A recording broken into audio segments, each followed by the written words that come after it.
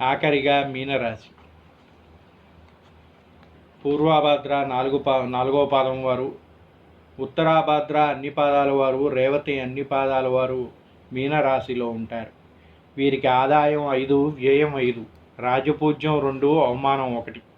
ఈ రాశి వారికి గురుడు సంవత్సర ప్రారంభందు వృషభ రాశి యందు, అనంతరం మిథున రాశి యందు, సంవత్సరాంతంలో కర్కాటక రాశి చతుర్థ స్థానముకు మిథున రాశి యందు లోహమూర్తిగా ఉంటాడు. శని ఈ సంవత్సరం మొత్తం కూడా జన్మస్థానముకు మీనరాశి యందు సువర్ణమూర్తిగా, రాహు సంవత్సర ప్రారంభంలో మీనరాశి యందు, అనంతరం ద్వాదశ స్థానముకు కుంభరాశి యందు లోహమూర్తిగా, కేతువు సంవత్సర ప్రారంభంలో కన్యారాశి యందు, అనంతరం షష్ఠమ స్థానముకు సింహరాశి యందు సువర్ణమూర్తిగా సంచరిస్తాడు. ఈ రాశి వారికి ప్రతి చిన్న విషయమునకు ఎక్కువగా శ్రమ